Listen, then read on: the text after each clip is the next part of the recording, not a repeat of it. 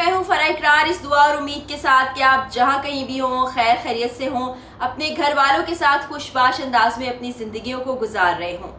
आज भी जो वाक़या मैं आपसे शेयर करने जा रही हूँ वो ऐसा वाक़या है कि इंसान का दिल फट जाए। हम ये सोचने पर मजबूर हो जाएं कि आखिर हम कहाँ रह रहे हैं, आखिर यहाँ पर क्या हो रहा है, आखिर इंसानियत क्यों दम तोड़ती जा रही है, आखिर कानून का बोलबाला क्यों नहीं है, आखिर हम में तहम्मुल सब्र बर्दाश्त क्यों ख़त्म होती जा रही है, क्यों छोटी छोटी सी बात के ऊपर हम किसी की जान लेने से भी दरेग नहीं करते।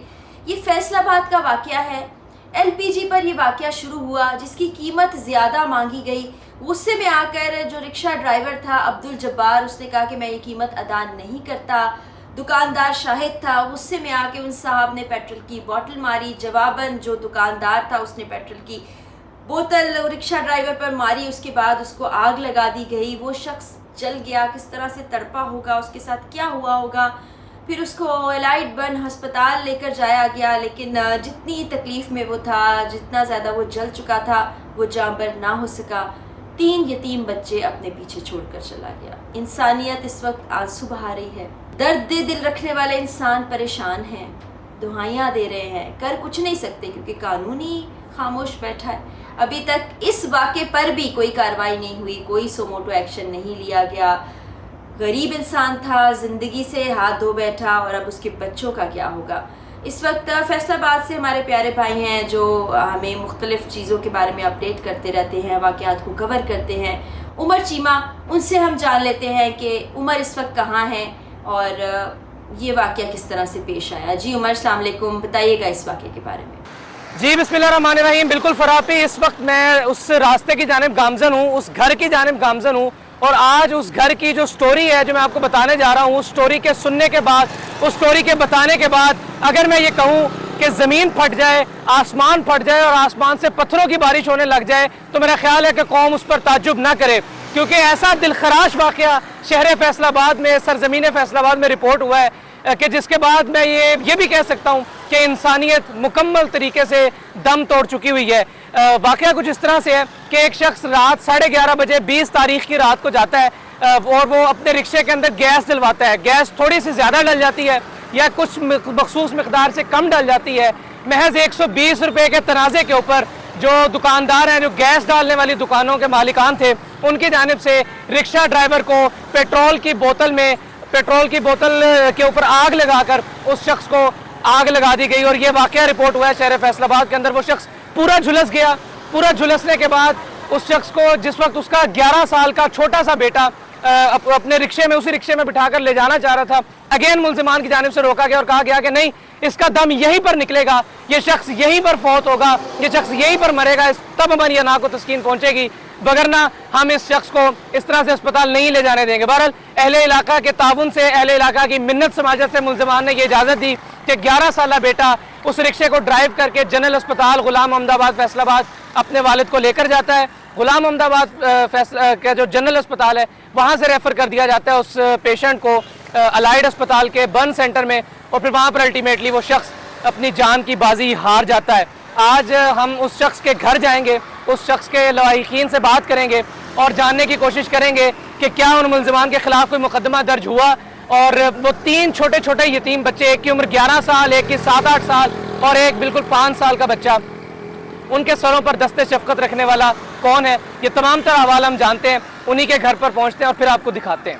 ठीक है उमर, आप पहुँचिए, उनके ख़ानदान वालों से बात कीजिए। हम अपने देखने वालों को भी बताते हैं कि उनके घर वाले क्या कहते हैं। यकीनी तौर पर इस वक्त वो जिस दुख से गुजर रहे हैं, जिस कर्ब से गुजर रहे हैं, उसको तो कोई बयान नहीं कर सकता। उमर इस वक्त पहुंच चुके हैं गरीब ड्राइवर के घर, जो कि रिक्शा चलाता था। अपने घर वालों का रिस्क रोटी कमाना उसकी ही जिम्मेदारी थी। अब वो इस दुनिया में नहीं रहा है। उसका नन्हा मासूम बच्चा, उसके भाई, उसके घर वाले क्या कह रहे हैं, हम उमर से जानते हैं। जी उमर। मेरे पास बिल्कुल भी अल्फाज नहीं है फरापी। इस वक्त मैं फ़ौत होने वाले शख्स के घर पे मौजूद। अस्सलाम वालेकुम बेटा। वालेकुम अस्सलाम।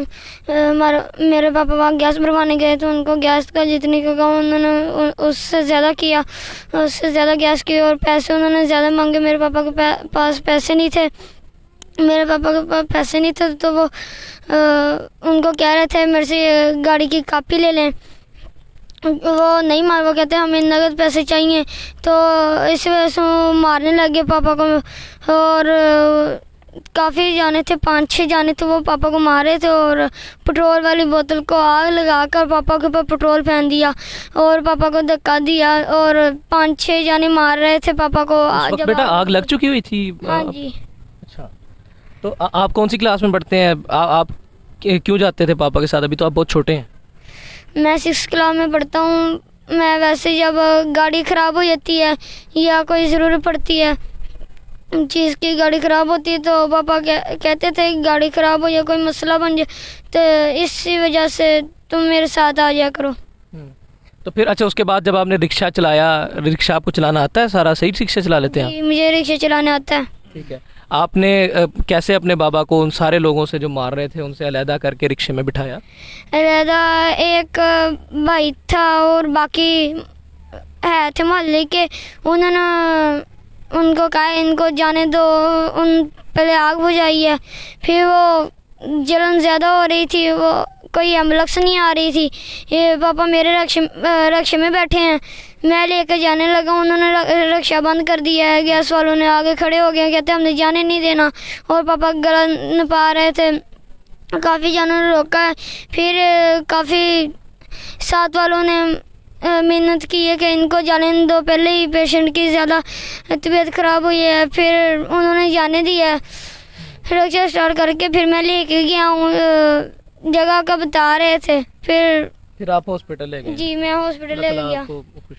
तो मेरे पास अल्फाज नहीं, मैं बस ये कहना चाहता हूँ कि अगर इस वाक़े पर ज़मीन फट जाती, आसमान फट जाता और पत्थरों की बारिश होने लग जाती तो कौम ताज्जुब ना करे, कौम ये ना कहे कि ये क्या होने लग गया। इस कदर इंसानियत सोज वाक़या हुआ है, इस कदर ऐसा वाक़या हुआ है कि जिसके ऊपर इंसानियत दम तोड़ गई है। अदम बर्दाश्त की भेंट चढ़ गया एक शख्स।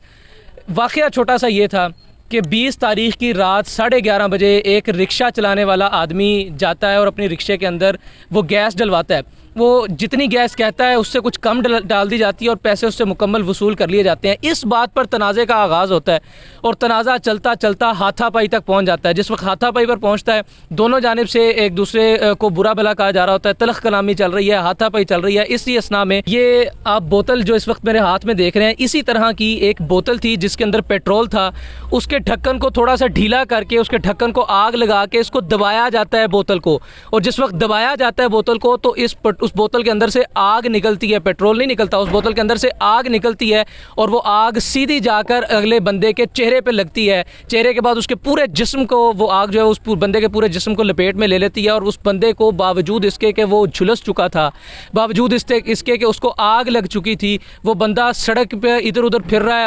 अपनी आग बुझाने के बाद लोगों से मदद की अपील कर रहा है और कोई शख्स खौफ और कराहत की वजह से उस शख्स के पास नहीं जा रहा। उसका बेटा किसी वजह से उसको बिठाता है रिक्शे के अंदर कि मैं अपने बाप को खुद लेकर जनरल अस्पताल चला जाता हूँ। उस पर उन मुल्ज़िमान की जानिब से 3 मुल्ज़िमान हैं जिनकी जानिब से ये तशद्दुद किया गया और ये वाक़या हुआ। वो तीनों उस रिक्शे को रोकते हैं, उस बच्चे को रोकते हैं कि आपने अपने वालिद को अस्पताल नहीं लेके जाना, ये यहीं पर मरेगा, ये यहीं पर दम देगा।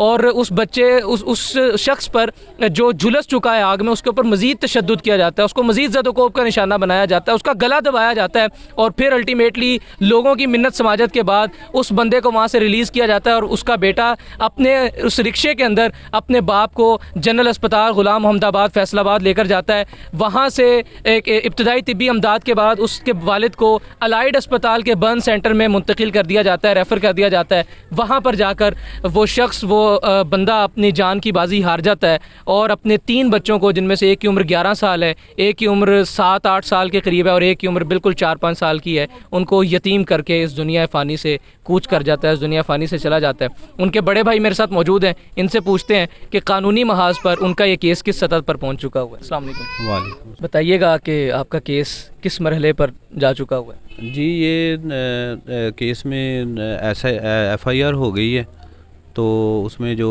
3 नामजद मुल्ज़मान हैं उनमें से 2 पकड़े भी गए हैं और 1 मफरूर है उनमें से। FIR हो चुकी है यानी कि? जी हाँ जी, कल ही FIR उन्होंने काट दी थी। मुतवफ़ी ने, फ़ौत होने वाले शख्स ने फ़ौत होने से पहले कोई बयान दिया था आपको या पुलिस को? हाँ जी, उसने पुलिस के सामने बयान दिया, SHO साहब ने वो बयान लिया उनसे। ठीक है। हाँ, फ़ौत होने वाले शख्स ने अपने आखिरी बयान में क्या कहा है? उसने ये कहा है कि जी मैं उधर गैस भरवाने के लिए गया था, तो मेरा ये दुकानदार है, इनके साथ झगड़ा हुआ है गैस भरने से। मैंने जितनी इनको गैस कहा इन्होंने कम डाली है। तो जब मैंने कहा है कि गैस पूरी डालें, तो ये कहता है कि आप हमें क्या चोर कह रहे हैं, हम इधर चोर बाजारी कर रहे हैं। तो इसी बात पे तैश में आके उन्होंने उसके ऊपर पेट्रोल छिड़क के आग लगा। तीनों मुल्जिमान की निशानदेही की फौत होने वाले शख्स ने SHO साहब के रूबरू। हाँ जी, वो मुल्जिमान जो थे वो मतलब मौके पे पकड़े गए हैं 2, ठीक है कि नहीं, उसकी मौजूदगी में पकड़े गए हैं। वो उस वक्त ज़िंदा था जब उसने वो मतलब बताया उसे। तो वो जो है मतलब बंदे हैं वो उनकी निशानदेही हुई है, जो मुल्जिमान है। उनमें से जो मरकजी मुल्जिम था आबिद नाम का, वो गिरफ्तार नहीं हुआ अभी? हाँ जी, वो भागा हुआ है जी, वो नहीं पकड़ा गया अभी तक। ठीक है। पुलिस आपके साथ कोऑपरेट कर रही है? SHO साहब कोऑपरेट कर रहे हैं? हाँ जी, ये कल की FIR हमने कटवाई है। अब 2 मुल्ज़िम जो हैं वो मतलब वो उसी रात वकूए की रात ही पकड़े गए थे। उसके बाद मतलब ये FIR कटने के बाद हमारे साथ अभी तक किसी ने मतलब कोई रब्ता नहीं किया, अभी तक कोई कार्रवाई नहीं पुलिस वालों ने की। ठीक है। आपको ये नहीं कोई दिलासा नहीं दिया गया, कोई हौसला नहीं दिया गया, कुछ कोई रब्ता नहीं किया गया SHO साहब की जानिब से? हाँ जी, अभी तक हमारे साथ कोई रब्ता नहीं, किसी ने कोई रब्ता नहीं किया। ये न्यूज़ वाले ही हैं, ये हमारे पास मतलब इन्होंने मतलब हमें मतलब तसल्ली दिया है, इंटरव्यू किया है हमारा कि आपके साथ क्या वाक़या पेश है, इसके अलावा कोई नहीं। अल्लाह ताला गरीक़ रहमत करे जी। बड़ा अफसोसनाक वाक़या है। साथ ही साथ आप इस वक्त साइड विंडो में वो मनाजिर भी देख रहे हैं कि ये फैमिली किस कदर गरीब घराने से ताल्लुक़ था, किस कदर मतवसत घराने से ताल्लुक़ था। मैं फ़रापी ये रिक्वेस्ट करना चाहता हूँ कौम से कि और मैं आपसे भी ये गुजारिश करूँगा कि आप नंबर इस वक्त स्क्रीन पर लगाएँ। मैंने इनसे नंबर लिया है, जो इनका बैंक अकाउंट का नंबर है वो मैं आपके साथ शेयर कर देता हूँ। आपसे ये गुजारिश, कौम से ये गुजारिश कि उन 3 छोटे छोटे यतीम बच्चों के सरों पर हाथ रखें और रसूलुल्लाह सल्लल्लाहु अलैहि वसल्लम की उस हदीस के अमली मिस्दाक बने कि यतीम की कफ़ालत करने वाला और मैं क़यामत के दिन इस तरह होंगे जिस तरह से ये 2 उंगलियाँ हैं। मुझे इजाज़त दीजिए, अल्लाह हाफ़िज़। बहुत शुक्रिया उमर, आपने इस तमाम वाक़े से हमें अपडेट किया।